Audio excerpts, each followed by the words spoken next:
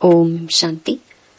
19 अगस्त 2026 बाबा की महावाक्य। मीठे बच्चे, तुम्हें अभी रूहानी कारोबार करनी है। रूह समझकर हर कर्म करने से आत्मा निर्विकारी बनती जाती है। प्रश्न, स्वर्ग का वर्षा लेने और स्वर्ग में ऊंच पद पाने का आधार क्या है? उत्तर, ब्रह्मा कुमार कुमारी बने तो स्वर्ग का वर्षा मिल जाएगा, परंतु ऊंच पद का आधार है पढ़ाई।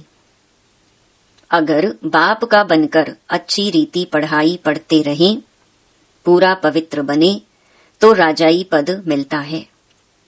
कोई पूरा पढ़ते नहीं, कर्म बंधन है, पूरा पवित्र नहीं बने और शरीर छूट गया तो प्रजा में भी साधारण पद पा लेंगे। ओम शांति। रूहानी बच्चों को रूहानी बाप समझा रही है। यहाँ रूहानी कारोबार है, बाकी सारी दुनिया में जिस्मानी कारोबार है। वास्तव में कारोबार चलती है रूहों की। आत्मा ही इस शरीर द्वारा पढ़ती है, चलती है, विकर्म करती है। इसीलिए पतित आत्मा, पाप आत्मा कहा जाता है। आत्मा ही सब कुछ करती है। इस समय सब मनुष्य देह अभिमानी हैं। मैं आत्मा हूँ समझने बदले समझते हैं मैं फलाना हूँ। यह व्यापार करता हूँ, यह फलाने कामी क्रोधी हैं, शरीर का ही नाम लेते हैं। इसको कहा जाता है देह अभिमानी दुनिया, उतरती कला की दुनिया। सतयुग में ऐसे नहीं होता। वहां देही अभिमानी होते हैं। तुमको देही अभिमानी बनाया जाता है। अपने को आत्मा निश्चय करो। मैं आत्मा यह शरीर रूपी चोला धारण कर पार्ट बजाती हूँ। वह एक्टर्स भी भिन्न भिन्न कपड़ा बदली कर पार्ट बजाते हैं। बाप कहते हैं, तुम आत्माएं पहले शांति धाम में थी। तुम्हारा घर है शांति धाम। जैसे वह हद का नाटक होता है, यह फिर है बेहद का नाटक। सभी आत्माएं परम धाम से आकर शरीर धारण कर पार्ट बजाती हैं। आत्माओं का असुल घर है परम धाम। उन एक्टर्स का तो घर यहाँ ही होता है, सिर्फ ड्रेस बदली कर आकर पार्ट बजाते हैं।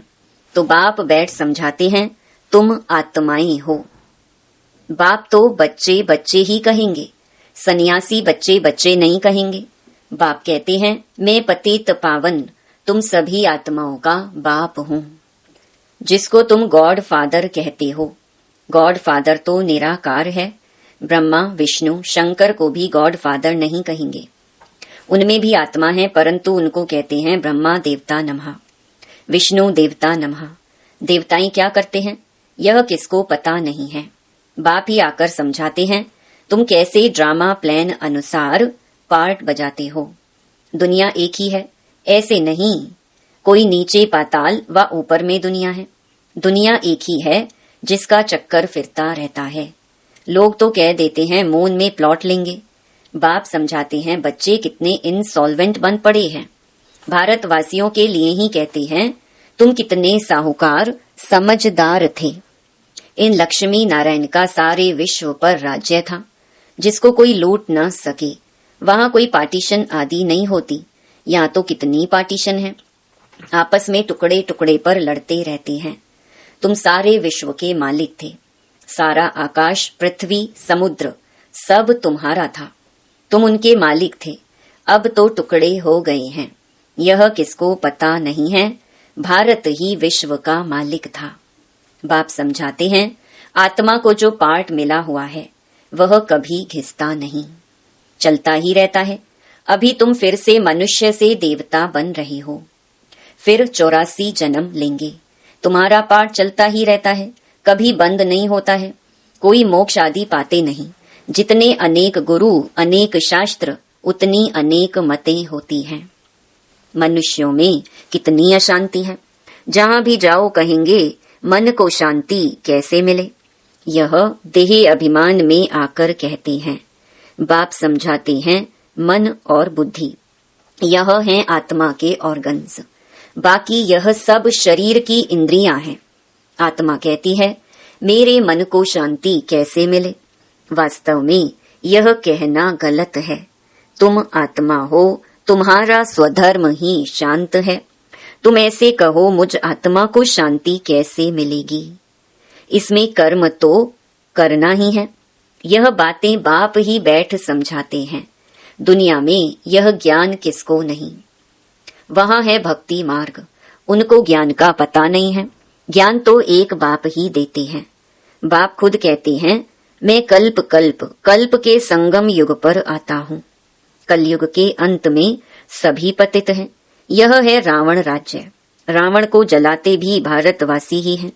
बाप पतित पावन का जन्म भी यहाँ है, तो रावण का जन्म भी यहाँ है। रावण जो सबको पतित बनाते हैं, इसीलिए उनको जलाते हैं। यह बातें किसकी बुद्धि में नहीं है। अब भारत में श्री कृष्ण जयंती मनाते हैं। श्री कृष्ण की लीला भजन आदि करते हैं। अब बाप कहते हैं, वास्तव में श्री कृष्ण लीला कुछ है ही नहीं। श्री कृष्ण ने क्या किया? कहते हैं कंसपुरी में जन्म लिया। अब कंस तो डेविल को कहा जाता है। सतयुग में डेविल कहां से आए? तुम जानते हो, श्री कृष्ण की आत्मा जो सतयुग में थी, वह अपने 84 जन्म भोग इस समय पतित से पावन बन रही है। अपना पद फिर से ले रही है।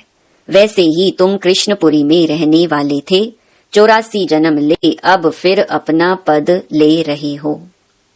जयंती मनानी है वास्तव में शिव बाबा की, जो शिव बाबा सबको हेल से हेवन में ले जाते हैं। उनकी कोई लीला है नहीं। कहते हैं कि हे पतित पावन बाबा आओ, आकर हमको हेल से हेवन में ले जाओ। आप हमारे बाप हो तो हम स्वर्ग में होने चाहिए। हम विशेष दुनिया में क्यों हैं? इसीलिए बुलाते हैं, हे गॉड फादर, हमको इस दुख की दुनिया से लिबरेट करो। यह भी ड्रामा में नोंद है। बाप कहते हैं, इस ड्रामा को कोई जानते नहीं। शास्त्रों में ड्रामा की आयु लंबी लिख दी है। नई दुनिया को पुरानी बनना ही है। सतो रजो तमो में आना ही है। यह है बेहद की बात। अभी तुम फिर से विश्व के मालिक बन रहे हो। भारतवासी जो नई दुनिया में थे, वही 84 जन्मों का पाठ बजाएंगे। अभी तुम पवित्र बनते हो, बाकी सब मनुष्य पतित हैं। तब तो पावन के आगे जाकर नमन करते हैं। पावन को पावन नमन क्यों करेंगे? सन्यासी पावन हैं, तब तो पतित मनुष्य उनके आगे माथा झुकाते हैं। कन्या पवित्र है तो सब उनके आगे सिर झुकाते हैं। वही कन्या शादी कर ससुर घर जाएगी तो माथा टेकना पड़ता है। अभी बेहद का बाप आए हैं सबको पावन बनाने। वह सब हैं कलयुग में। तुम हो अभी संगम पर। अब तुमको पतित दुनिया में नहीं जाना है। यह है ही कल्याणकारी युग। बाप आकर सबका कल्याण करते हैं। तुम अभी श्री कृष्ण जयंती मनाएंगे, नहीं तो लोग समझेंगे यह तो नास्तिक हैं। नास्तिक वास्तव में उनको कहा जाता है जो अपने बाप को और रचना के आदि मध्य अंत को नहीं जानते हैं।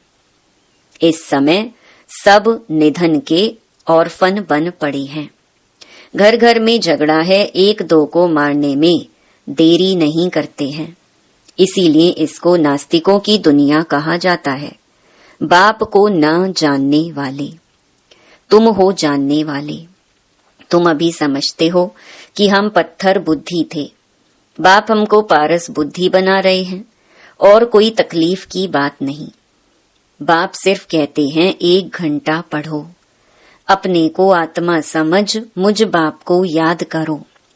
शरीर को याद करेंगे तो लौकिक संबंधों की याद आएगी। देही अभिमानी रहेंगे तो मुझ बाप की याद रहेगी। यह तो है ही विशेष दुनिया। विषय सागर में गोते खाते रहते हैं। विष्णु को क्षीर सागर में दिखाते हैं। कहते हैं वहां घी की नदियां बहती हैं। यहाँ तो घासलेट भी नहीं मिलता। फर्क है ना? तो तुम बच्चों को कितनी खुशी होनी चाहिए। बाप ही खिवैया है ना। गाते भी हैं नैया मेरी पार लगाओ। यह सब नैयाएं हैं, खिवैया एक बाप ही है। यह शरीर यहाँ ही छोड़ देंगे, बाकी आत्माओं को पार ले जाएंगे शांति धाम। वहां से फिर भेज देंगे सुख धाम। परमपिता परमात्मा को ही खेवैया कहा जाता है। बाप की ही महिमा गाते हैं अनेक प्रकार से। अभी तुम पवित्र बन पवित्र दुनिया के मालिक बनते हो। श्री श्री शिव बाबा आए हैं श्रेष्ठ बनाने। खुद भगवान कहते हैं यह भ्रष्टाचारी दुनिया है। अभी तुम परम पिता परमात्मा की श्रीमत पर चल श्रेष्ठाचारी बनते हो। कितनी यह गुप्त रमणीक बातें हैं जो तुम बच्चों को ही समझ में आती हैं, औरों को समझ में आएंगी ही नहीं। तुम जानते हो कि अभी देवी देवता धर्म का कलम लग रहा है।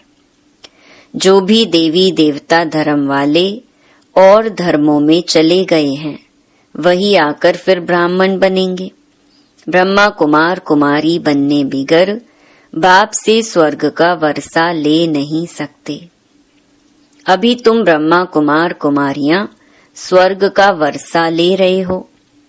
जितना पुरुषार्थ करेंगे कराएंगे उतना ऊंच पद पाएंगे। सब तो इतना नहीं कर सकते। पूरा नहीं पढ़ेंगे तो उसका नतीजा क्या होगा? अगर शरीर छूट जाए तो स्वर्ग में आ जाएंगे, परंतु प्रजा में बिल्कुल ही साधारण। अगर बाप का बनकर अच्छी रीति पढ़ें तो राजाई पद पा सकते हैं। नहीं पढ़ते हैं तो समझेंगे उनकी तकदीर में नहीं है। पवित्र रहेंगे पढ़ेंगे तो ऊंच पद पाएंगे। अपवित्र होने से बाप को याद नहीं कर सकेंगे। ऐसे भी बहुत हैं।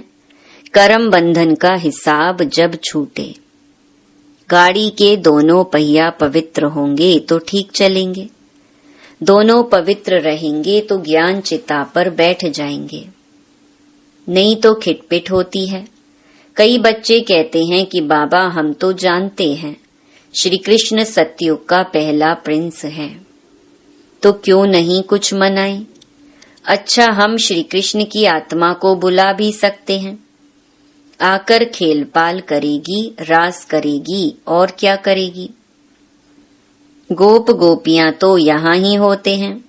वहां तो प्रिंस प्रिंसेस आपस में मिलते हैं तो रास करते हैं, सोने की मुरली बजाते हैं। यह सब खेल पाल तुम पिछाड़ी में देखेंगे। यह सब पाठ चलेंगे। शुरू में दिखाया गया, फिर तुम पुरुषार्थ में लग गए हो। अब फिर पिछाड़ी में साक्षात्कार होना शुरू होगा। कौन कौन किस पद को पाएंगे यह तुम जानते हो। बाप बैठ यह सब राज समझाते हैं। तुमसे पूछते हैं वेदों शास्त्रों को मानते हो? बोलो हाँ, हम क्यों नहीं मानते हैं। ये सब भक्ति मार्ग की सामग्री है। इनमें कोई ज्ञान नहीं है। ज्ञान देने वाला तो एक है। ज्ञान मिलता है तो भक्ति आपे ही छूट जाती है। तुम मंदिर में भी जाएंगे तो बुद्धि में रहेगा कि यह लक्ष्मी नारायण फिर अब नई दुनिया में राज्य करेंगे। बाप बच्चों को समझाते हैं दोनों तरफ तोड़ निभाना है। गृहस्थ व्यवहार में रहते पवित्र बनना है। श्रीमत कहती है पूरे पवित्र बनो, पूरा वैष्णव बनो और विष्णुपुरी का राज्य लो। अच्छा, मीठे मीठे सिकिलधे बच्चों प्रति मात पिता बाप दादा का याद प्यार और गुड मॉर्निंग। रूहानी बाप की रूहानी बच्चों को नमस्ते। धारणा के लिए मुख्य सार। पहला, योग द्वारा कर्म बंधन का हिसाब किताब चुकतू कर पावन बनना है। ज्ञान चिता पर बैठना है। पूरा पूरा वैष्णव अर्थात पवित्र बनना है। दूसरा, अपने शांत स्वधर्म में स्थित रहना है। सबको शांति धाम की याद दिलानी है। कभी भी अशांत नहीं होना है। वरदान, आवाज से परे की स्थिति में स्थित हो। सर्व गुणों का अनुभव करने वाले मास्टर बीज रूप भव। जैसे बीज में सारा वृक्ष समाया हुआ होता है, वैसे ही आवाज से परे की स्थिति में संगम युग के सर्व विशेष गुण अनुभव में आते हैं। मास्टर बीज रूप बनना अर्थात सिर्फ शांति नहीं, लेकिन शांति के साथ ज्ञान, अतीन्द्रिय सुख, प्रेम, आनंद, शक्ति आदि आदि सर्व मुख्य गुणों का अनुभव करना। यह अनुभव सिर्फ स्वयं को नहीं होता, लेकिन अन्य आत्माएं भी उनके चेहरे से सर्व गुणों का अनुभव करती हैं। एक गुण में सर्व गुण समाये हुए रहते हैं। स्लोगन, अच्छाई धारण करो, लेकिन अच्छाई में प्रभावित नहीं हो जाओ। यह व्यक्तिशारे अपवित्रता के बीज को भी समाप्त कर संपूर्ण स्वच्छ पवित्र बनो। पवित्रता आप ब्राह्मण आत्माओं का अनादि आदि संस्कार है। इस नेचुरल संस्कार से स्वप्न व संकल्प में भी अपवित्रता इमर्ज ना हो। संकल्प आवे और विजयी बनो। इनसे भी ऊपर नेचुरल संस्कार बना लो, तो इस सब्जेक्ट में पुरुषार्थ करने की आवश्यकता नहीं रहेगी। अच्छा, ओम शांति।